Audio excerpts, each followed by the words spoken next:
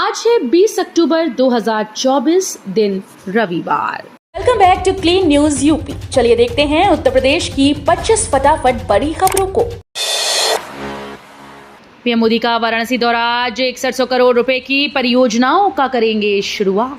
प्रधानमंत्री नरेंद्र मोदी आज रविवार को वाराणसी के अपने दौरे के दौरान देश भर में 6100 करोड़ रुपए से अधिक की कई हवाई अड्डा परियोजनाओं समेत अनेक विकास कार्यों की शुरुआत करेंगे। पीएमओ ने एक बयान में कहा कि मोदी पवित्र नगरी में आज जयशंकर नेत्र अस्पताल का भी उद्घाटन करेंगे, जो विभिन्न नेत्र रोगों से संबंधित व्यापक परामर्श और उपचार प्रदान करेगा। दिवाली से पहले चकाचक होंगी यूपी की सड़कें, महेंद्रनाथ को मिली बड़ी जिम्मेदारी। यूपी सरकार ने शहरों में सड़कों को दीपावली से पहले अनिवार्य रूप से ठीक कराने के निर्देश दिए हैं। विकास प्राधिकरण उपाध्यक्षों को निर्देश दिया गया कि सड़कों को विशेष अभियान चलाकर गड्ढा मुक्त किया जाए। जिनके टेंडर हो चुके हैं उनके काम पूरे कराए जाएं। प्रमुख सचिव आवास पी गुरु प्रसाद ने शासनादेश जारी करते हुए सभी विकास प्राधिकरणों और आवास विकास परिषद को इस संबंध में निर्देश भेज दिया है। रोडवेज के संविदा कर्मचारियों के आएंगे अच्छे दिन, सोलर से जगमगाएंगे यूपी के बस अड्डे। उत्तर प्रदेश राज्य सड़क परिवहन निगम का हर बस स्टेशन अब सोलर पैनल से जगमगाएगा। प्रदेश के सभी बस स्टेशन और वर्कशॉप का प्रतिमाह करीब 1 करोड़ रुपए का बिल परिवहन निगम को भरना पड़ता है। जब सोलर पैनल से बस स्टेशन लैस हो जाएंगे तो बिजली बिल का पैसा बचेगा और इससे परिवहन निगम यात्री सुविधाओं में बढ़ोतरी करेगा। ऑनलाइन होगा शिक्षकों का प्रमोशन, समय सीमा आधारित गाइडलाइन जारी। उत्तर प्रदेश के 331 अशासकीय सहायता प्राप्त महाविद्यालयों और 172 राजकीय महाविद्यालयों के शिक्षकों और पुस्तकालय अध्यक्षों की करियर एडवांसमेंट स्कीम के तहत प्रोन्नति समर्थ पोर्टल के माध्यम से होगी। प्रमुख सचिव शासन MP अग्रवाल ने 16 अक्टूबर को शिक्षकों की ऑनलाइन पदोन्नति के आदेश जारी करने के साथ ही उच्च शिक्षा निदेशक और सभी राज्य विश्वविद्यालयों के कुल सचिवों को समय सीमा आधारित गाइडलाइन भेजी है। AI कैमरों से निगरानी, 37,000 से अधिक जवान और 7 स्तरीय सुरक्षा। महाकुंभ 2025 को अभेद्य बनाएगी योगी सरकार। उत्तर प्रदेश की योगी आदित्यनाथ सरकार आगामी महाकुंभ 2025 में श्रद्धालुओं और पर्यटकों की सुरक्षा सुनिश्चित करने के साथ साथ इसे भव्य और यादगार बनाने के लिए अथक प्रयास कर रही है। प्रयागराज में महाकुंभ के लिए 7 स्तरीय सुरक्षा की योजना बनाई गई। पूरे आयोजन के दौरान सुरक्षा और व्यवस्था बनाए रखने के लिए 37,000 से अधिक जवान तैनात किए जाएंगे। योगी सरकार का बड़ा निर्णय। उत्तर प्रदेश की योगी आदित्यनाथ सरकार ने यमुना प्राधिकरण के मास्टर प्लान 2041 में कोरियन और जापानी सिटी बसाने का महत्वपूर्ण निर्णय लिया है। इस योजना के तहत 2 नए औद्योगिक सेक्टर विकसित किए जाएंगे। इसमें से एक सेक्टर A का क्षेत्रफल 365 हेक्टेयर और दूसरा सेक्टर 5A का क्षेत्रफल 395 हेक्टेयर है। योगी सरकार पुलिस वालों को देगी विनम्र व्यवहार करने का प्रशिक्षण, लोगों से कहते दिखेंगे मे आई हेल्प यू। योगी सरकार महाकुंभ में आने वाले श्रद्धालुओं को वर्ल्ड क्लास सुविधा उपलब्ध कराने के लिए विभिन्न कदम उठा रही है। वहीं मेले के दौरान श्रद्धालुओं के साथ विनम्र व्यवहार पर भी फोकस कर रही है ताकि वो जब यहां से जाएं तो अच्छा और सुखद अनुभव लेकर जाएं। साथ ही वो अपने सुखद अनुभव को लोगों से शेयर कर सकें। इसमें सबसे अहम रोल पुलिस का होगा। ऐसे में योगी सरकार ने पुलिसकर्मियों का 3 सेशन में 2 तरह के प्रशिक्षण कराने का निर्णय लिया है। प्रभारी मंत्रियों से बोले सीएम योगी, जीतेंगे सभी सीटें, जरूरी है लोगों से संवाद और बूथ प्रबंधन।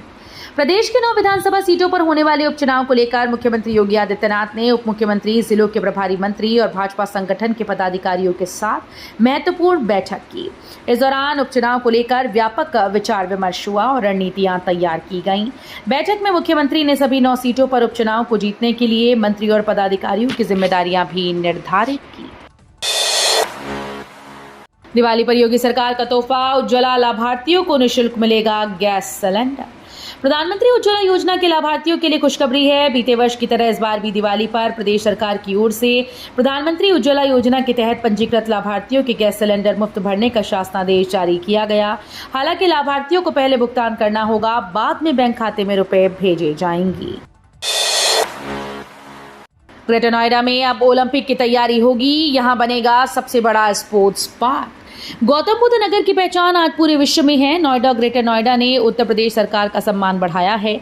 अब यमुना प्राधिकरण भी योगी आदित्यनाथ और उत्तर प्रदेश सरकार के सपनों को पूरा करने में लगा है। अब बड़ी घोषणा की गई, अब यमुना सिटी में ओलंपिक पार्क बनाया जाएगा। इसको यमुना सिटी के स्पोर्ट्स पार्क का नाम दिया जाएगा। बीएचयू में साल पीएचडी की 800 सीटों पर होंगे दाखिले। बीएचयू में बीती रात यूजीसी नेट का रिजल्ट जारी होने के बाद अब पीएचडी एडमिशन प्रक्रिया को ग्रीन सिग्नल मिल गया है। इस साल करीब 800 सीटों पर एडमिशन होंगे। परीक्षा नियंत्रक प्रोफेसर एनके मिश्र ने कहा कि अब एनटीए यूजीसी नेट रिजल्ट का डेटा शेयर करेगा। 2 दिन छुट्टी रहेगी। डेटा आते ही लाइव कर दिया जाएगा। बुलेटिन वेबसाइट पर अपलोड होगी। उपचुनाव को लेकर सीएम योगी ने की बैठक। दलित पिछड़ों को साथ लाने की कोशिश। यूपी की 9 सीटों पर होने वाले उपचुनाव को लेकर सीएम योगी आदित्यनाथ की आवास पर एक बैठक चल रही है। इस बैठक में सभी 10 सीटों के प्रभारी मंत्रियों के अलावा अन्य कैबिनेट मंत्री मौजूद हैं। ऐसा माना जा रहा है कि इस बैठक पर प्रत्याशियों को लेकर चर्चा होगी। सीएम योगी आदित्यनाथ ने पहले ही हर सीट पर 3 प्रभारियों की नियुक्ति की थी। इस तरह से 30 प्रभारी इस मीटिंग में शामिल होंगे। लैंड यूज में बड़ा बदलाव। जेवर एयरपोर्ट के आसपास का क्षेत्र अब बनेगा औद्योगिक सेक्टर।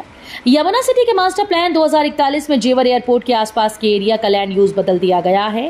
पहले इस एरिया को कृषि क्षेत्र घोषित किया गया था, लेकिन अब एयरपोर्ट के आसपास अनाधिकृत निर्माण रोकने के लिए एयरपोर्ट के समीप क्षेत्र को औद्योगिक सेक्टर में परिवर्तित कर दिया गया है। मल्टीपल यूज हॉस्पिटैलिटी के लिए सेक्टर G23E नियोजित किए गए हैं। इन सेक्टर्स में multiple land use industry 70% area में इंडस्ट्री बनानी होगी, 12% एरिया आवासीय रहेगा और 13% एरिया कमर्शियल होगा। नोएडा प्राधिकरण की बोर्ड बैठक। 26 अक्टूबर को होने वाली मीटिंग में कई महत्वपूर्ण प्रस्तावों पर होगी चर्चा। नोएडा प्राधिकरण की बोर्ड बैठक 26 अक्टूबर को होने जा रही है, जिसमें कई महत्वपूर्ण प्रस्तावों पर चर्चा की जाएगी। प्रमुख प्रस्तावों में स्पोर्ट सिटी का मामला शामिल है, जिसे दिवाली से पहले बोर्ड के समक्ष पेश किया जाएगा। प्राधिकरण के अधिकारियों ने बैठक की तैयारी शुरू कर दी है। वहीं सेक्टर 150 के SC2 में स्थित भूखंड पर लोक लेखा समिति पहले ही रोक हटाने की सिफारिश कर चुकी है। यूपी में कम हो जाएगा अखिलेश यादव का एक सांसद। कोर्ट के आदेश पर डीएम को जल्द लेना होगा फैसला। उत्तर प्रदेश की रॉबर्ट्सगंज सुरक्षित सीट से समाजवादी पार्टी के सांसद छोटेलाल खरवार की मुश्किलें कम होने का नाम नहीं ले रही हैं। चुनावी हलफनामे में तथ्यों को छिपाए जाने के मामले में इलाहाबाद हाई कोर्ट उन्हें पहले ही नोटिस जारी कर जवाब तलब कर चुका है। तो वहीं अब फर्जी जाति प्रमाण के जरिए चुनाव लड़ने के आरोपों पर हाईकोर्ट ने चंदौली के डीएम को 10 हफ्ते में फैसला लेने को कहा। बरेली होते हुए गुजरेंगी 3 अमृत भारत एक्सप्रेस। वंदे भारत से कम होगा किराया। वंदे भारत के बाद अब बरेली के लोगों को अमृत भारत एक्सप्रेस का तोहफा मिलेगा। बरेली होते हुए 3 अमृत भारत एक्सप्रेस ट्रेन का संचालन किया जाएगा। उत्तर रेलवे और पूर्वोत्तर रेलवे इन ट्रेन के संचालन के लिए समय सारणी तैयार कर रही हैं। 1 जनवरी से रेलवे ट्रेन की समय सारणी में बदलाव करेगा। अमृत भारत एक्सप्रेस ट्रेन को इस समय सारणी में जगह दी जाएगी। सीतापुर, हरदोई, शाजापुर में ड्रोन से परखी जाएगी मनरेगा कार्यों की हकीकत। प्रदेश में मनरेगा योजना के अंतर्गत किए गए कार्यों की ड्रोन तकनीकी से निरंतर निगरानी की जा रही है। उप मुख्यमंत्री केशव प्रसाद मौर्य ने मनरेगा योजना के अंतर्गत कार्यों की गुणवत्ता पर पैनी नजर रखने के निर्देश दिए। राज्य मुख्यालय स्तर पर तैनात टीम्स के द्वारा जनपदों में जाकर कार्यों की निरंतर ड्रोन तकनीक से वीडियोग्राफी व फोटोग्राफी का कार्य किया जा रहा है। कुत्ता और बंदर काटने पर 24 घंटे उपलब्ध रहेगा एंटी रेबीज। जिला अस्पताल से वापस नहीं लौटेंगे पीड़ित। उत्तर प्रदेश के मैनपुरी में कुत्ता और बंदर के हमलों से घायल होने वालों की संख्या लगातार बढ़ती जा रही है। ओपीडी समय के बाद एंटी रेबीज उपलब्ध न होने के कारण पीड़ितों को वापस लौटना पड़ता है। अब विभाग ने इस समस्या से निजात दिलाने का कार्य किया। अब जिला अस्पताल में 24 घंटे एंटी रेबीज की सेवा उपलब्ध रहेगी। पीड़ित किसी भी समय यहां पहुंचकर एंटी रेबीज का डोज ले सकता है। मुरादाबाद का होगा रिमोट सेंसिंग सर्वे। अब हर घर पर रहेगी एमडीए की नजर। मुरादाबाद में हो रहे अवैध निर्माण का पता लगाने के लिए एमडीए शहर का रिमोट सेंसिंग सर्वे कराएगा। इसरो के सैटेलाइट की मदद से प्रदेश के साइंस एंड टेक्नोलॉजी विभाग की टीम ये सर्वे करेगी। इसमें हर घर की निगरानी होगी। इसकी जानकारी एमडीए के कंट्रोल रूम को दी जाएगी। इग्नू ने नए प्रवेश और परीक्षा फॉर्म भरने की अंतिम तिथि बढ़ाई। हिंदू कॉलेज मुरादाबाद इग्नू अध्ययन केंद्र के समन्वयक प्रोफेसर ए के सिंह ने बताया कि इग्नू ने 17 जुलाई 2024 हेतु विभिन्न पाठ्यक्रमों में नए प्रवेश लेने की अंतिम तिथि विस्तारित करने के साथ साथ सत्रांत परीक्षा दिसंबर 2024 के ऑनलाइन परीक्षा फॉर्म भरने की अंतिम तिथि भी विस्तारित कर दी। नए प्रवेश लेने की अंतिम तिथि अब 31 अक्टूबर तक बढ़ा दी गई, जबकि ऑनलाइन परीक्षा फॉर्म भरने की अंतिम तिथि 15 अक्टूबर से बढ़ाकर बिना विलंब शुल्क के 27 अक्टूबर कर दी गई है। नगर निगम ने लगाया कूड़ा निस्तारण कंपनी पर 5 करोड़ का जुर्माना। ठीक तरीके से नहीं कर रही थी काम। रामपुर रोड स्थित सॉलिड वेस्ट मैनेजमेंट प्लांट में एक बार फिर से कूड़े का पहाड़ बन गया है। नगर निगम ने कूड़े के निस्तारण की जिम्मेदारी जिस कंपनी को सौंपी थी, वो कंपनी पिछले 7 महीने से कूड़े का निस्तारण करने में लापरवाही बरत रही है।